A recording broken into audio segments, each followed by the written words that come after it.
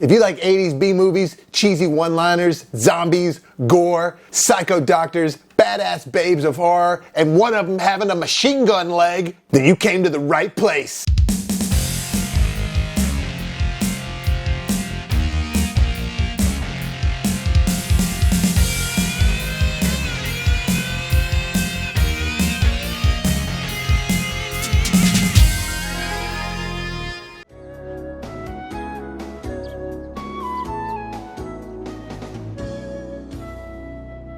What up, horror movie fans? Welcome back to Hot Fresh Popcorn. Thanks for clicking on this video and joining me for another episode of the BrassReel Bobby. Well, we're kicking off our third Monster Monday with the instant B-movie cult classic, Planet Terror.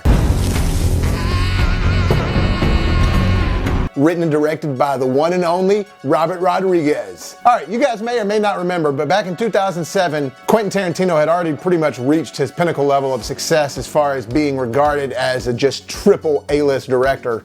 Can do whatever he wants. And Robert Rodriguez kind of had gotten there too. Him and Robert Rodriguez cut their teeth together in the industry. They started at the same time. They instantly became really close friends, and they've remained friends throughout while supporting each other 100%, backing each other up in each other's films, starring in each other's films, co-directing scenes of each other's films, but they literally are like brothers. They'd do anything for each other. At this point, they could make a movie together just to do it. And that's what they did with Grindhouse. So Grindhouse was like an homage to the old Grindhouse style of films that would show in these theaters, and they would show back to back. It would always be B-movie, exploitation films, horror, just crappy movies that you and I have probably over the years grown a really deep love for. There's just something about them. The old Chuck Norris films, the Jean-Claude Van Damme films, even old school Arnold Schwarzenegger films from the get-go, like Commando. That was a straight up B-movie exploitation film. Just happened to have Arnie in it. But that was early on in his career. Anyways, as usual, I'm gonna get distracted if I don't just keep on course. Quentin and Robert Rodriguez grew up on watching movies like this. I know for a fact Quentin grew up going to the theaters watching movies like this. That's mostly what he was influenced by. And while this is a part of a 2-movie series that you went to go see back to back, Death Proof is the second one done by Quentin Tarantino. Initially, I always liked this movie better than Death Proof, and I still do think I prefer this one over Death Proof if I had to, pick which one I like better out of this Grindhouse series they did. But I will say, every time I watch Death Proof, I love it more and more and more, to the point now I've seen it about 10 times and I think it's fantastic. Now I look forward to rewatching it, whereas in the beginning I was kind of, it's okay, it was just another one of those movies. Now I actually really love it. It's grown on me. But Planet Terror, I loved immediately. From the first 2 minutes I'm watching this movie, I'm like, oh, this is what this is gonna be. And it does not disappoint. It doesn't slow down, it doesn't let go. When it gets started, it keeps going. From the one-liners, to the awesome over-the-top gore, to the straight throwback homage approach they did to filming these movies. I mean, it shines clear as day to you. It's awesome. This is about the most fun you can have with an 80s style exploitation, action, adventure / horror film. Start to finish, it's cinema platinum. It's definitely made to feel old school and to throw you back into that feeling of cinema. And it really is a slice out of like an old canon film. If you look at like the Chuck Norris movies like Missing in Action 1 and 2, Delta Force, all that stuff, this looks just like it, and the way it flows and paces itself is the same way. The one-liners that come out of people's mouths, the way there's plot holes all over the place, nothing really adds up. Like, how is this person in 2 places at once? But you don't care. That's what they're going for. I think they purposely wrote this film and directed and shot this film to be that. It's just so pleasing on every level throughout every second of the film. Without getting too crazy deep into the plot, basically there's just like this major international chemical warfare threat thing that they explain later on at the very end of the film, which is hilarious. And you get to see this off-the-wall character immediately who seems to be kind of a hero, and he gets his kicks by cutting off and saving his enemy's balls.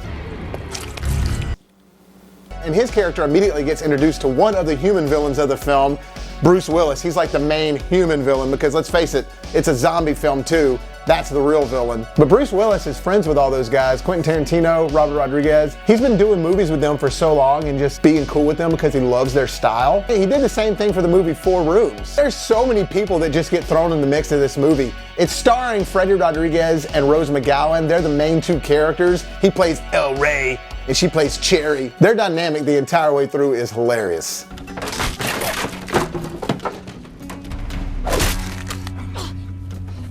But Fergie is in it as like the hottest she's ever looked, as some zombie fodder.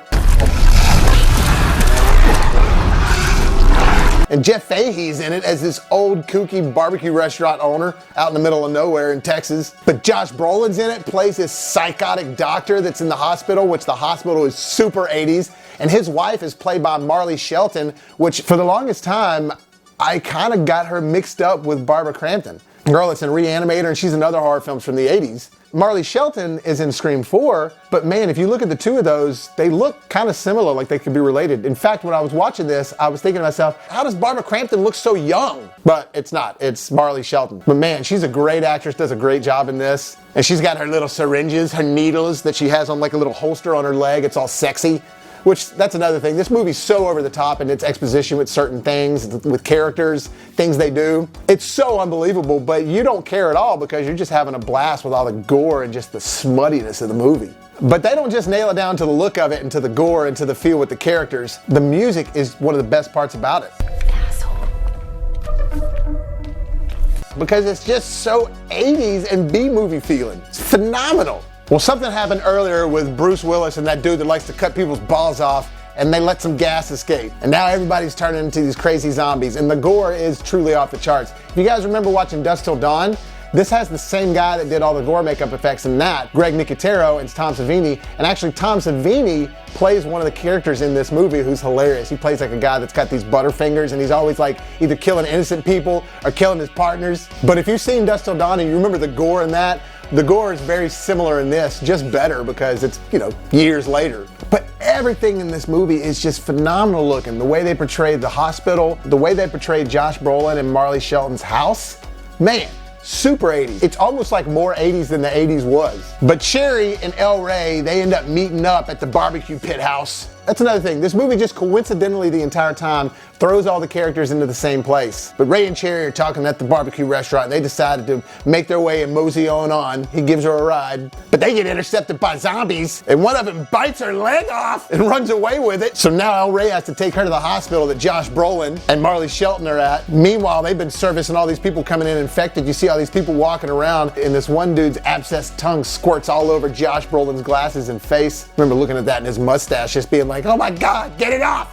And that's when the sheriff comes in, Michael Biehn. Oh yeah, you know him from Terminator, Aliens. He was a huge action star in the 80s. And that's one of the things that's so much fun about this movie. People just keep popping up from the 80s that you're familiar with, or people that you're familiar with from Quentin and Robert Rodriguez's films, constantly throwing something fun at you. It's a joyride for B-movie 80s cult exploitation horror fans. There's a freaky scene between the doctor and his wife, and I'm not gonna get into that, but he's psychotic. You see that from the beginning, there's something wrong with him. He does a whole needle thing with her hands, and man, when she's escaping and she puts her hands into that car and she's trying to get them open because her hands are all numb, oh, if you've seen it, you know what I'm talking about. Man, it's brutal. But once the outbreak is in effect, it's just a full-on gore fest. Once you've seen most of the characters that are gonna be in it, I mean, zombies' heads are getting blown off, people's arms are getting ripped off, people are just blowing up. And it's an action fest too. We get to see El Rey's martial arts skills. The whole time Michael Biehn's character trying to hold him back because they got this history with each other. And so he's always keeping him cuffed or refusing to give him a gun. But El Rey is always slipping out of something. And now he's got these two butterfly knives and he's just a beast with them.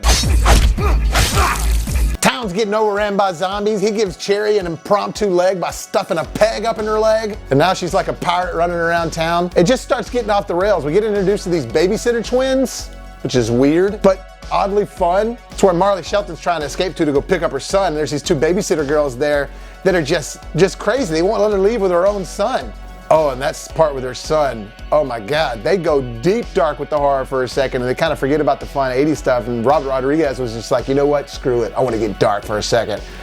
The son with her scene in the car with the gun by himself, that's all I gotta say. And then just the scenario of her having to realize her son just died, and then the evil doctor husband shows up who now is a zombie, and it's just chasing around this area, and the woods are so creepy, the house is so creepy. Everything about it is just awesome. It feels Evil Dead, it feels Friday the 13th, it feels Night of the Living Dead, it feels a little like Phantasm for some reason. I mean, it's just awesome the whole way through. This scene I remember watching in the theater and rewatching it now just really nailed that feeling. This movie is so Grindhouse, they even do a missing reel scene where you actually see a missing reel, and they use as an excuse to just skip a huge ton of plot points. All of a sudden everybody is together, ended up at this barbecue restaurant in Texas. Yeah, they're just all there all of a sudden being attacked and overrun by zombies from the outside, and they're trying to figure out how to escape it. But it's part of what you love about it. They did it totally on purpose. Like now the sheriff is trusting of El Rey. They don't explain why, but he just is. I love it too that Tom Savini's in it, and it's a cool little homage of the legacy of Tom Savini, because he is the master of gore and physical effects in horror cinema, especially from the 80s, but he really is the master. We all know that. And the way he gets mutilated in this is hilarious. Like I said, this is just about as fun as it gets if you love this old school style of film. But at this point, it's just fan service. Hot girls on motorcycles and in convertibles, all having guns. There's this zombie bashing truck scene where they're just going through the road with this tow truck and just... It's hilarious. The gore is so over the top. And there's another scene where they get captured by Bruce Willis and crew, and we get one of the creepiest cameos by Quentin Tarantino ever put to screen. You get that classic deep dialogue from Quentin Tarantino, but then the character who he portrays is just like this serial rapist, zombie, madman. Weird, but it's, like I said, creepy cameo. It gets so over the top at the end when Bruce Willis shows back up. Basically, his character and all these other characters that are a part of this like chemical warfare terrorists, they have to keep these masks on so they can stay alive. If not, as soon as they take them off, they're infected with the virus and they start turning into these crazy zombie monsters. And that happens to Willis. But it turns out Willis's character is the guy who killed bin Laden, and the way that they attacked back wasn't with bullets, but it was with DC-2 gas, whatever that is. But it's the gas that turns them into the zombies. It's ridiculous, but awesome. The coup de gras is what you see at the end and is what you see on the cover of the movie. It's Cherry and her machine gun leg. She gets a machine gun leg that makes her fly over walls. She can just mow everybody down with it. She never has to reload it. It's got a grenade launcher on it. It's fantastic. And they top it all off with everybody getting in a helicopter, flying towards the zombies, and they lean it forward, and it's just cinema platinum. But I'm not gonna tell you anymore what happens to the movie in case you guys wanna watch it. Definitely watch this one. It's hilarious and it's so much fun. Homage after gore scene, after hot babe. It's got everything you want if you wanna be transported back into that old sleazy time of 80s cult exploitation horror action cinema. So Planet Terror, ooh, that's some smutty popcorn, but I can't stop. Guys, that wraps it up for another episode of BrassReel Halloween. Thank you so much for clicking on this video. We really appreciate it. Tell all your friends about us. Keep on sharing. And make sure you tune in tomorrow for Timid Tuesdays. I'm going to be reviewing The Gate, starring little baby Stephen Dorff. Look for BrassReel Brothers on Facebook. Look for Bobby Williams on Facebook. You can find me on Twitter, BrassReel Bobby at BrassReel. Make sure you hit that like and subscribe button so you can help us get famous. Please hit the subscribe. And as always, if life gives you lemons, make some hot blooded popcorn. But don't buy it at the Grindhouse.